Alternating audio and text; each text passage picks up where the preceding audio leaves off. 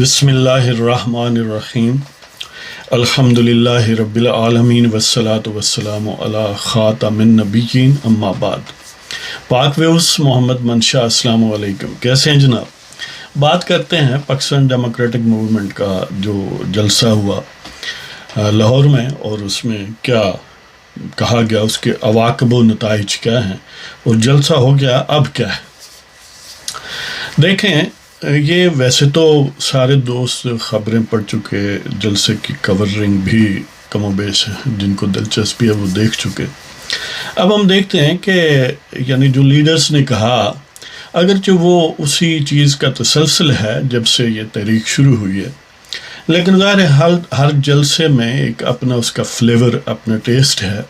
اور کیونکہ ہر جلسہ پہلے کے مقابلے میں نسبتاً گویا ڈی ڈے یا ڈی گراؤنڈ کے قریب ہوتا جا رہا ہے، یعنی کرونالوجیکلی بھی اور شاید جغرافیکلی بھی۔ تو لاہور کیونکہ جو یعنی گجرانوالے کا جلسہ تھا، وہ بھی ایک طرح سے لاہور ہی کے اسباب آپ کہہ لیں، لیکن یہ کیونکہ پراپر لاہور تھا اور لاہور کی گویا کنسنٹ ضروری تھی، یعنی پاکستان میں جو پولیٹیکل اپ ہیول ہونے لگی ہے یہ بڑی مومنٹس ہے، یعنی یہ کوئی کاسمیٹکس نہیں ہے۔ دیکھیں، یہ تحریک پہلی تحریک ہے جو پہلے بھی میں شاید کہہ چکا ہوں کسی پروگرام میں، کہ جو پاکستان میں اسٹیبلشمنٹ کنیکٹڈ نہیں ہے، یعنی کنیکٹڈ اس سینس میں نہیں ہے کہ یہ اسٹیبلشمنٹ انسپائرڈ نہیں ہے، ان کی انسٹیگیٹڈ نہیں ہے، یہ اس کا سٹیئرنگ ان کے ہاتھ میں نہیں ہے۔ یعنی سابقہ جتنی بھی ہوتی تھیں وہ کسی نہ کسی لیول پر تھوڑا ڈگری یا زیادہ ڈگری ان میں مینجمنٹ ان کی انوالو تھی، یا انسٹیگیشن تھی، یا خواہش تھی۔ اس میں اصل ٹارگٹ وہ ہیں، ضمنی ٹارگٹ ان کے لے پالک یا سلیکٹی یا خان صاحب ہیں۔ لہذا یہ ایسی جینون تحریک ہے، یقین کریں یہ اسی اپنے یعنی میگنیچیوڈز کے حساب سے، اپنے ریزلٹس کے اعتبار سے، اور اپنے ٹارگٹس کے حساب سے، اور پاکستان کے عوام کی جو قسمت ہے گویا اس کے حساب سے یہ بالکل اسی لیول کی تحریک ہے جس لیول کی تحریک پاکستان تھی۔ لیکن کیونکہ فارمیٹیو فیز جو تحریکوں کا ہوتا ہے، جو کسی ملک کی ایسٹیبلشمنٹ پر، اس کے قیام پر منتج ہوتا ہے، اس کا اینگل ڈیفرنٹ ہوتا ہے، لہذا ہم تحریک پاکستان یا اس کے لیڈران یا بانیان پاکستان کا عزت و احترام جو ہے وہ بہرحال ان سے زیادہ سمجھتے ہیں، اس لیے کہ ملک نہ ہوتا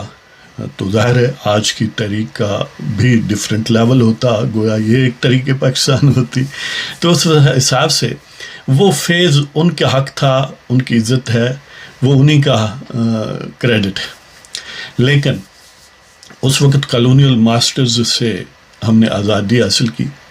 کالونیل ماسٹرز کو پہچاننا آسان تھا، ان کا رنگ ہم سے مختلف تھا، ان کی جیوگرافیکل اوریجن جو ہے وہ ہم سے مختلف تھی، ان کی نسل مختلف تھی، زبان مختلف تھی، لہذا کسی بھی لیڈر کے لیے اس پر کوئی ایفرٹ لگانے کی ضرورت نہیں تھی کہ آپ کے دشمن یا آپ پر قابض یا آپ کے جو زبردستی کالونیل ماسٹرز بنے ہوئے ہیں وہ کون ہیں۔ لہذا سب کو نظر آتا تھا کہ یہ گورے ہیں، یہ برطانوی ہیں۔ لہذا ہم دیکھتے ہیں کہ جب جنگ پلاسی کو دیکھتے ہیں، جنگ بکسر کو دیکھتے ہیں، یا ٹیپو سلطان کے ساتھ جنگ دیکھتے ہیں، یا 1857 کی جنگ دیکھتے ہیں، ہم ایزیلی ریکگنائز کرتے ہیں کہ کون سی سائڈ برٹش ہے، کون سی جو ہے وہ مقامی ہے یا ہندوستانی ہے یا ہندو پاک کے حوالے سے۔ اس میں کوئی فرق یعنی مشکل نہیں آتی۔ وجہ اس کی یہ ہے، حالانکہ یعنی اگر مثال ٹیپو سلطان کے حوالے سے لیں تو جو انگریزی فوج تھی کم و بیش 84,000، اس میں 3-4 ہزار کے علاوہ باقی سارے دیسی لوگ تھے، اس کے باوجود اس کو ہم برٹش آرمی کہتے ہیں۔ اس کا سبب یہ ہے کہ اس میں پہچاننا کوئی مشکل نہیں تھا، کیونکہ وہ گوروں کے زیر کمانڈ تھے،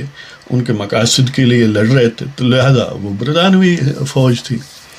دوسری طرف ظاہر ہے آزادی کے دفاع کے لیے یا ہند و پاک کے دفاع کے لیے وہ موجود تھی، جو ٹیپو سلطان کی، یعنی ویریشنز ہیں. میر صادق بھی تھے، میر جعفر بھی تھے، ان کو ریکگنائز ہسٹوریکل کنٹیکسٹ میں کرنا بھی کوئی مشکل نہیں. آج مشکل یہ ہے کہ جن لوگوں سے آزادی آپ چاہتے ہیں وہ ان کالونیل ماسٹرز سے زیادہ کمینے بھی ہیں، وہ ان سے زیادہ زہریلے بھی ہیں، ان سے زیادہ گھٹیا بھی ہیں، اور ان سے زیادہ فید لیس ہیں، اس حساب سے کہ وہ تو کسی دوسری قوم کو انہوں نے تو زیر نگین رکھا تھا یا غلام بنایا تھا، لیکن ان کا دعویٰ یہی ہے کہ یہ بھی اسی قوم کے ہیں. لیکن یہ سات سمندر پار ماسٹرز کے ساتھ ایک سمبیوٹک ریلیشن شپ، ایک ان انٹرنیشنل گنڈوں کے اعلی کار بن کر مقامی لیول پر بدماش بنے ہوئے ہیں. اور ان کو ایڈوانٹیج یہ ہے کہ بین الاقوامی طور پر، کیونکہ یہ ان کے بوٹ مانچتے ہیں، انہوں نے لوکل آزادی دی ہے کہ یہاں کے 22 کروڑ عوام کو سر نہیں اٹھانے دینا، لہٰذا اس کے ودن پیرامیٹرز آپ عیاشی کریں، ان کو بیچیں، ماریں، قتل کریں، جو چاہیں کریں. یہی وجہ ہے کہ 22 کروڑ عوام ایک طرف اور گکھڑ منڈی کا ٹھگ ایک طرف، اور فیض آباد کا جو وہ بے فیض شخص ہے، پاکستان کا شیخ الجاسوس یا پاکستان کا میں سمجھتا ہوں کہ قاتل جنرل فیض حمید، جسے اب یعنی گویا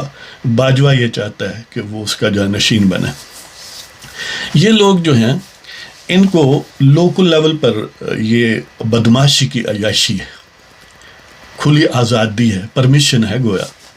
لہٰذا یہ کیونکہ ہم جیسے نظر آتے ہیں، ہم جیسی بولی بولتے ہیں، بظاہر کوئی گکھڑ منڈی کا ہے، کوئی کہیں کا ہے، اور ہمیں لگتا ہے یہ ہمارے ہیں، لیکن یہ یقین کریں ہمارے نہیں ہیں. ایک طرف آج بھی کوئی سات سمندر پار کا ریمنڈ ڈیوس ہو، ایک طرف یہ ہوں، اور ایک طرف ہم جیسے دیسی ہوں، تو یہ ریمنڈ ڈیوس کے وفادار ہیں، میرے اور آپ کے نہیں ہیں. یہ بات پہلے پروفڈ ہے.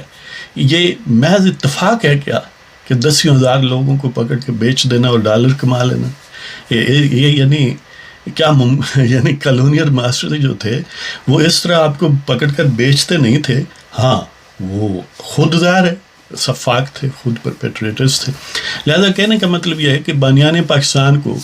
یہ مشکل درپیش نہیں تھی، یہ موجودہ لوگوں کو مشکل درپیش ہے، جن کا نام جناب مولانا فضل الرحمان ہے، جن کا نام جناب میاں محمد نواز شریف ہے، یا سوٹو سے مریم نواز ہے، یا بلاول بھٹو زرداری ہیں. یہ جو عام طور پر یعنی تاریخی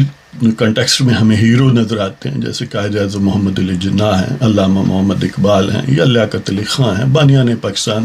جتنے بھی تحریک پاکستان کے سٹالورٹس ہیں.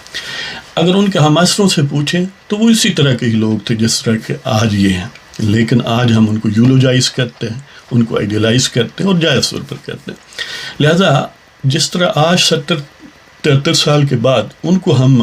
اپنا محسن سمجھتے ہیں، یقین جانیں ایک دن آپ کے جو بیٹے، آپ کی اولاد، آپ کے بیٹیاں، اور آپ کے آگے پھر جو یعنی پوتے پوتیاں، نواسے نواسیاں ہوں گے، وہ ان کو آئیڈیلائز کریں گے کہ ان لوگوں نے ہمیں ان ٹھگوں سے نجات دلائی، جن ٹھگوں نے ایک خاص وردی پہن کر پاکستان کے لوگوں کی زندگی اجیرن کی ہوئی ہے، پاکستان کو سرزمین بے آئین بنایا ہوا ہے، اور جب چاہتے ہیں 22 کروڑ لوگوں کو روند ڈالتے ہیں اور ان کی تذلیل کرتے ہیں. جو بھی مقبول لیڈر ہو جس پر پاکستان کے عوام متفق ہوں یا میجورٹی ان کی متفق ہو، ان کو اس سے پیدائشی دشمنی ہے.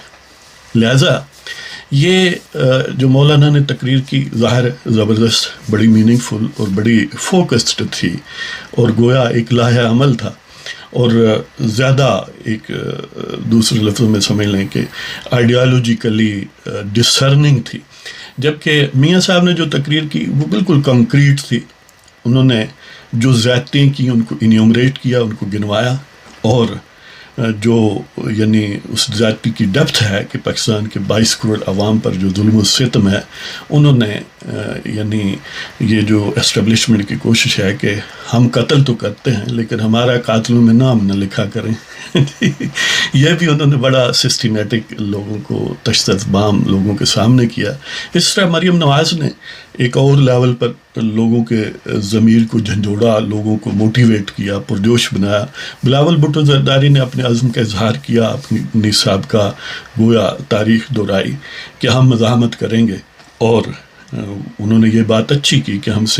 ہم میں اب ویج ڈرائیو نہیں ہو سکتا، ہم سے رابطے نہ کیا کریں، ہم مارچ کے لیے آ رہے ہیں۔ اور یہ بات کہ وہ کب مارچ ہوگا، ظاہر ہے مولانا نے اس کی وضاحت فرما دی کہ فروری کے شروع میں یا جنوری کے آغاز میں، جس طرح میں نے کسی پہلے پروگرام میں یہ ذکر کیا تھا، ایک اندازہ تھا، کوئی یعنی ہمیں کوئی ستارہ شناسی کا وہم بھی نہیں ہے اور نہ ہی ہمارے کوئی اندرونی سورسز ہیں، ہم تو جو سطحی چیزیں ہیں ان کے پروز اینڈ کانس دیکھتے ہیں اور ان سے گویا ایک یعنی ان کو ڈسیکٹ کرتے ہیں۔ تو اس والے سے یہ ہمارا اندازہ یہی تھا کہ جنوری کے اینڈ یا فروری میں ہوگا، اور اب میں یہی سمجھتا ہوں کہ جنوری کا تو ویسے نام لیا گیا، ہوگا فروری میں ہی، اور فروری کے مڈ ہاف سے بعد میں ہوگا،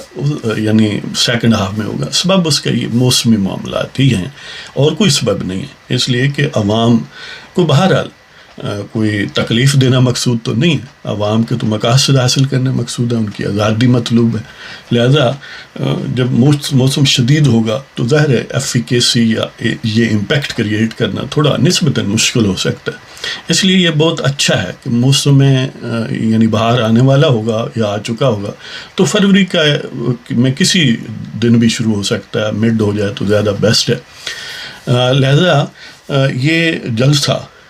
ایک طرح سے پہلے ایک فیز کا اینڈ بھی ہے اور نئے فیز کا آغاز ہے، اور اس سے ہماری لیڈرشپ جو عوامی لیڈرشپ ہے پاکستان تحریک جمہوریت کی، جس نے یہ عزم کیا ہوا ہے کہ ہم نے ان ٹھگوں سے آزادی حاصل کرنی ہے جن کو ہم جنرلز کہتے ہیں، یہ ان کی سنجیدگی کا مظہر ہے کہ they are very serious about it, اور اس دفعہ ان کا نقطہ نظر یہ ہے کہ عوام میٹرز، جس طرح وہ کہتے ہیں بلیک لائفز میٹر، اس طرح عوامی مینڈیٹ میٹرز۔ تو لہذا ہم اپنے دوستوں سے جو پاکستان کے خیر خواہ ہیں، جو اپنے خیر خواہ ہیں، جن کے میں عزت نفس نام کی کوئی چیز ہے، یہ دست عرض کرتے ہیں کہ پاکستان ڈیموکریٹک موومنٹ کے مقاصد کو سپورٹ کریں، اس کے ساتھ شامل ہوں، اور ان گنڈے جنرلز سے، ان بدماشوں سے، جن کا موجودہ جو سربراہ یا جن کی ریپریزنٹیشن گکھڑ منڈی کا ٹھگ کر رہا ہے قمر باجوہ، یا وہ جو بے فیض آدمی ہے فیض حمید اور ان کے حواری جو ہیں، ان کے خلاف میدان میں آئیں، اور اس لے پالک کو جنہوں نے آگے اب پنچنگ بیگ کی طرف سے رکھا ہوا ہے، لیکن دشمن کو اب عوام بھی پہچان چکے، ہمارے لیڈر بھی پہچان چکے، وہ اس پر بھی وار کرتے ہیں اس لیے کہ وہ ان کا کوشن ہے، لیکن وہ اصل فوکس بھی نہیں توڑتے۔ مولانا کا بھی فوکس آپ دیکھ لیں، بلاول کا بھی، مریم کا بھی، میاں صاحب کا بھی، اصل فوکس وہی ٹھگ تھے جنرل سے اپنے اپنے انداز میں۔ تو آپ بے شک کل یعنی اگر آپ کو بالفرض آزادی مل جاتی ہے، آپ کو فری اور فیئر الیکشنز ملتے ہیں، پاکستان کے عوام کو یہ حق ملتا ہے عملی طور پر کہ اس میں کسی جنرل، کسی میجر، کسی باوردی ٹھگ کا کوئی رول نہیں ہے، تو پھر یقین کریں آپ ووٹ بے شک نہ دیں ان لیڈروں کو، نہ دیں جو پی ڈی ایم کے سٹالورٹس، آپ کسی اور کو دے لیں جس کو آپ چاہیں، لیکن آپ کے ووٹ کی کوئی ویلیو ہو تو آپ کی اہمیت ہے نا، میننگ فل تو تبھی ہے، ادروائز تو سوویت یونین کے دور میں وہ کہتے تھے ایک مزاحن لطیفہ نما کہ وہ صندوقچہ باکس، بیلٹ باکس رکھتے تھے اور آپ کے ہاتھ میں ایک لفافہ بند تھماتے تھے اور کہتے جا کے ڈالو، تو یہ جمہوریت تھی۔ اب اس میں کیا ہے، کس نے بننا ہے، یہ ان کا فیصلہ تھا۔